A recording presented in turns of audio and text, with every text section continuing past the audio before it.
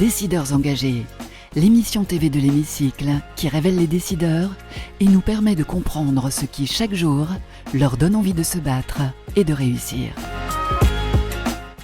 Bienvenue dans On se dit tout, l'émission des décideurs engagés sur l'Hémicycle TV, et j'ai le plaisir aujourd'hui de recevoir Isabelle April. Bonjour. Bonjour. Merci Isabelle April d'être avec nous dans On se dit tout. Vous êtes une décideuse engagée, on va le voir. Vous êtes présidente du GPS, le groupement des professionnels de service, mais vous êtes également la présidente du syndicat national de la restauration collective. Et vous êtes également directrice de l'innovation et des affaires publiques chez Sodexo France. Vous allez nous expliquer comment vous arrivez à gérer tout ça. Mais auparavant, on a envie de vous connaître un petit peu mieux. Isabelle April, c'est le principe de l'émission. Vous êtes une décideuse engagée. Commençons par le début. Qu'est-ce qui vous porte dans la vie? Qu'est-ce qui a fait qu'aujourd'hui, vous êtes à la direction de toutes ces entités? Alors, ce qui me porte, d'abord, je suis Isabelle April, effectivement. J'ai 5 enfants. Bravo. J'ai mené toute ma carrière chez Sodexo. C'est une entreprise qui m'a fait découvrir l'intérêt général et le goût de le servir. Et c'est comme ça que je me suis retrouvée aujourd'hui à la tête de ces institutions qui sont pour moi des outils fantastiques pour montrer et démontrer la valeur de l'entreprise, du modèle de la restauration collective. D'utilité sociale. Hein. D'utilité sociale, sociétale, environnementale, mais aussi globalement de tous les services. Alors, avant d'en arriver là, qu'est-ce qui vous a formé, quel a été votre parcours d'études et parcours professionnel? Et pourquoi être resté chez Sodexo, puisque vous y êtes resté quasiment la majeure partie de votre carrière? Tout à fait. Alors, je suis juriste de formation. Je connaissais absolument pas l'entreprise. Dans ma famille, il n'y avait pas de personnes qui travaillaient en entreprise. C'était plutôt des professeurs, des enseignants. Et donc, je suis rentrée un peu par hasard à la fin de mes études chez Sodexo. Par un stage? Par une candidature spontanée.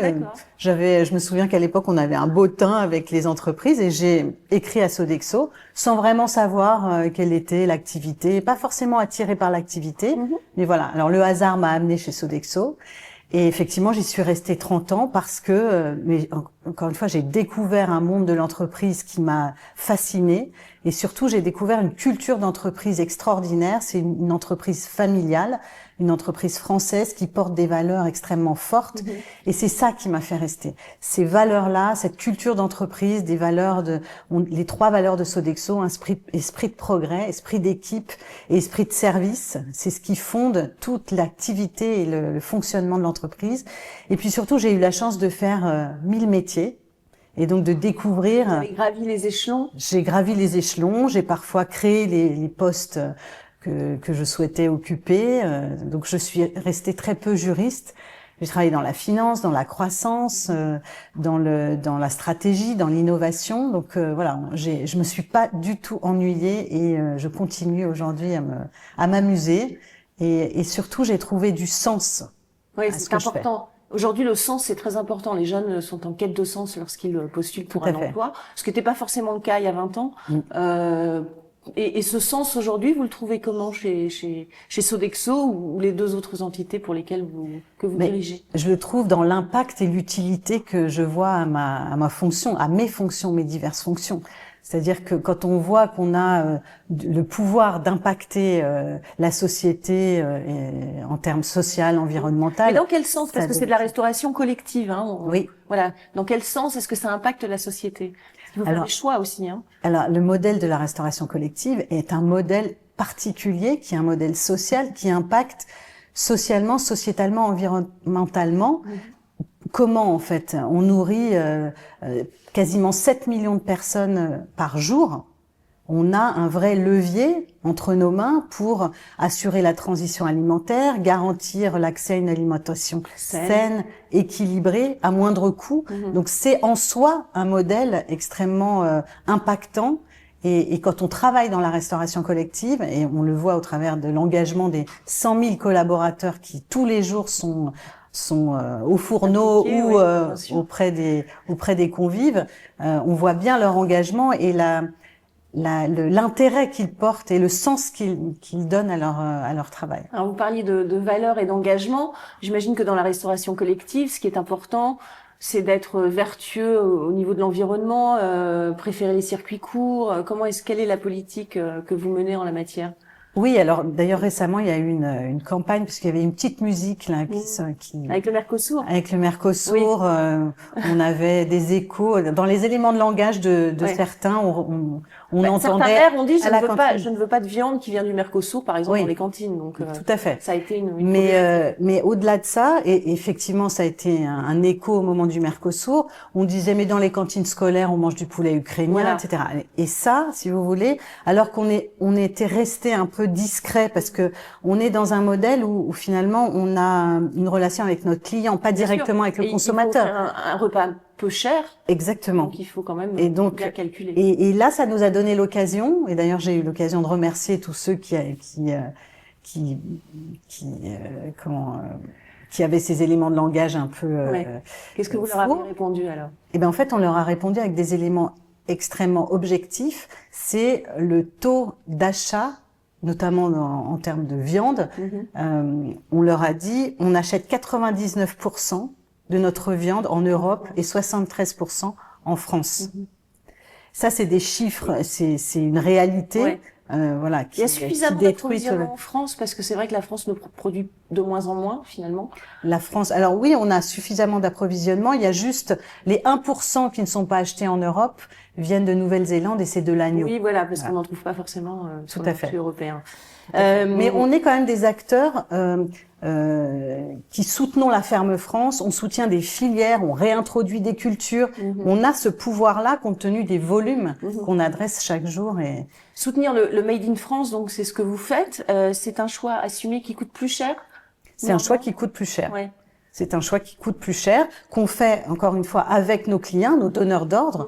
La restauration collective, ça concerne les personnes du plus petit au plus grand âge. Et puis nos donneurs d'ordre, ce sont des villes, des départements, des régions, pour la partie scolaire, mais aussi des entreprises, des hôpitaux, des EHPAD, des prisons. Et eux sont des administrations de ce Made in France. Alors, ce qui nous a amené à des chiffres aussi considérables, parce que quand même on est assez fiers, on est très fiers même de pouvoir afficher ces chiffres-là, c'est la politique qui a été menée depuis de très longues années par les collectivités territoriales qui, avant même qu'on parle d'EGalim, de qualité, etc., avaient le souci de contribuer à l'économie locale sur leur territoire et donc nous demandaient d'appuyer des filières et d'acheter local. Oui, parce que la loi EGalim impose au moins 50% de produits issus de l'agriculture durable. Donc de label. Voilà, vous respectez ces 50%, j'imagine. Alors oui, c'est un engagement. Et au moins 20% de bio. Est-ce que les objectifs sont tenus? Alors les objectifs sont tenus quand nos donneurs d'ordre ont les capacités financières de le faire. Bien sûr. Et aujourd'hui, effectivement, on a un outil de mesure du respect de la loi EGalim qui s'appelle Ma Cantine, qui est accessible à tout le monde et qui montre qu'on a des chiffres qui sont en très très forte hausse par rapport au début, à l'entrée en vigueur de la loi. Et oui, on en est très fiers. Et c'est un mouvement qui s'ancre et qui va nous permettre effectivement d'être à 100% dans les prochains mois. Une question sur vos collaborateurs, vous le disiez, très impliqués aussi, mais ce sont des métiers en tension aussi dans la restauration collective. Tout à fait. Voilà. On a un sujet d'attractivité de nos métiers. Et là, je pense qu'il faut être très objectif. Aujourd'hui, on ne parle que d'industrie. Et parfois, et encore récemment, j'entends des personnes politiques qui parlent d'industrie, qui opposent.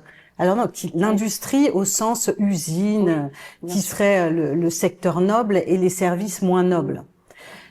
Des discours comme cela ne nous permettent pas, qui sont pas valorisants pour ces services-là. Or, on voit bien l'engagement des personnes qui travaillent dans nos entreprises.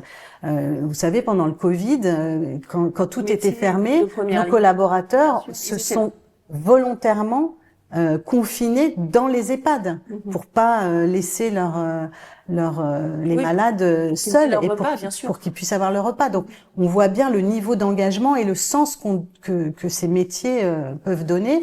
Et donc, moi, je regrette qu'on soit dans cette opposition qui n'a aucun fondement, parce que les services, la porosité entre services et industrie et la complémentarité, elle est évidente. On ne peut pas imaginer un pays... c'est quand même 50% du PIB, les services. C'est 10 millions de collaborateurs. Donc, des éléments de langage qui opposent les deux et qui diraient l'industrie c'est le haut du panier et les services c'est moins valorisant. Vous défendez quelque chose qui est on défend oui, on défend. Malgré le fait que la France soit en recherche de réindustrialisation. Oui, mais il faut pas oublier que la moitié du PIB c'est les services. Et ils sont indispensables. Comment est-ce que l'IA, parce que l'IA rentre beaucoup dans les métiers aujourd'hui, on arrive par exemple sur le gaspillage alimentaire qui doit vous concerner également. Est-ce qu'on arrive grâce à l'intelligence artificielle à optimiser les repas, à les prévoir Sur le gaspillage alimentaire? Oui, l'IA nous permet de travailler sur les prévisions de fréquentation et donc effectivement d'ajuster la production des repas au plus juste par rapport aux convives qui vont venir déjeuner. Oui. La question de nos partenaires à présent, question de VL, le média d'information de référence des jeunes, juste après le jingle.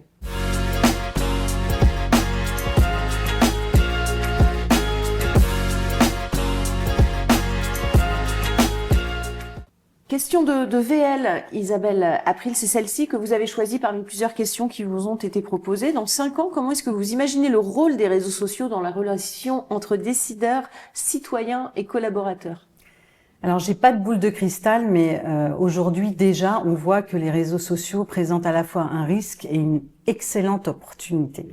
Le risque, on le voit, c'est un risque même pour la démocratie, mais je crois vraiment à l'intelligence collective et à notre capacité de réguler un peu l'influence de ces réseaux sociaux pour donc, leur partie un peu mal. Il faut des lois comme le fait l'Union européenne. Il faut de la régulation, il faut de l'éducation aux médias. Je pense que les enfants devraient dès l'école être éduqués à l'utilisation et à l'identification des fact-checking. D'ailleurs, c'est le cas à certains niveaux scolaires.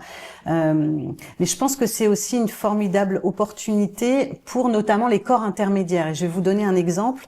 Il y a quelque temps, on avait cette petite musique à l'école on mange du poulet ukrainien, donc qui mettait vraiment qui jetait l'opprobre sur la restauration collective, et on s'est donc Syndicat national de la restauration collective, servi des réseaux sociaux pour rétablir la vérité, pour diffuser de l'information objective. Donc les médias ont un rôle, mais les corps intermédiaires ont aussi un rôle à jouer, et pour moi ça va être une énorme opportunité de plus en plus au niveau des... Même si c'est toujours très compliqué de remettre les choses dans le bon ordre quand une information est diffusée en masse, c'est vrai que c'est la problématique. Oui, tout à fait, mais je pense que plus on a d'éléments objectifs, plus on a d'informations qui sont pas forcément connues, et je reprends mon exemple, personne ne savait que 99% de la viande dans les cantines venait d'Europe et 73% de France.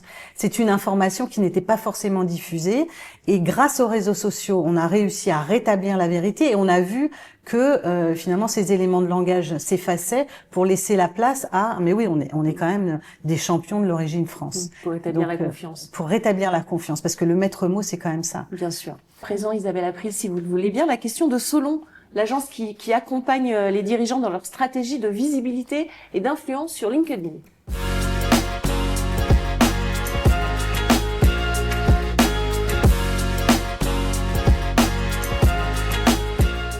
Isabelle April, dans un monde en mutation permanente, quelles compétences managériales vous semblent aujourd'hui indispensables pour les futurs dirigeants? Alors, je pense que de plus en plus, ce qu'on va rechercher chez un manager efficace, c'est sa capacité d'analyse, sa capacité d'anticipation, mais surtout sa capacité à donner confiance à ses équipes. On est dans un monde en mouvement et le mouvement est plutôt effrayant.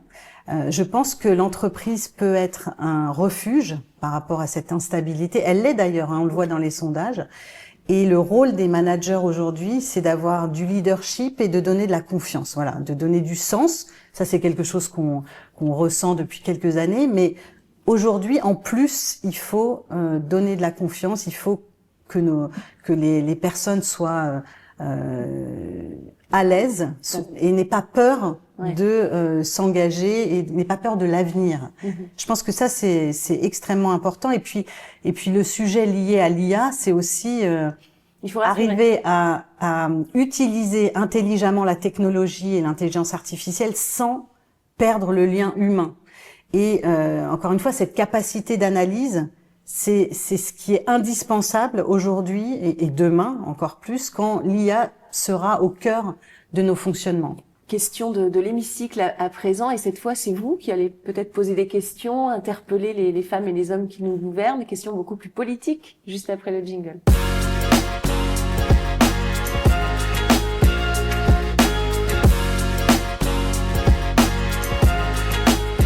La question de l'hémicycle, Isabelle April, qu'est-ce que vous avez envie de leur dire aux femmes et aux hommes qui nous gouvernent aujourd'hui, comme si vous étiez à l'Assemblée nationale, vous êtes devant le pupitre, vous pouvez les interpeller et peut-être faire passer un message, c'est à vous. Mesdames et messieurs, les entreprises sont actrices et contributrices des grands enjeux sociaux, sociétaux, environnementaux, et il serait opportun et efficace de les considérer comme telles et pas seulement comme des contributrices financières. On a l'habitude, et dans les éléments de langage récemment, de ne parler que d'industrie, et quand on parle des services, on les oppose à l'industrie. Or, les services, la porosité entre et la complémentarité entre l'industrie et les services est évidente. Les services sont nécessaires, ils représentent d'ailleurs 50% du PIB de la France, et représentent aussi 67% de la création nette d'emplois, et puis tout simplement, ils sont indispensables aux citoyens, aux entreprises et au vivre ensemble. Alors s'il vous plaît, donnez-leur leur juste place. Merci beaucoup Isabelle April, message entendu je l'espère. Merci d'être venue sur ce plateau de décideurs engagés. On l'a vu, vous êtes une décideuse engagée. Merci à vous. Et merci à vous pour votre fidélité à notre émission et on se retrouve très très vite pour un prochain numéro de On se dit tout. Décideurs engagés, l'émission TV de l'hémicycle qui révèle les décideurs et nous permet de comprendre ce qui chaque jour leur donne envie de se battre et de réussir.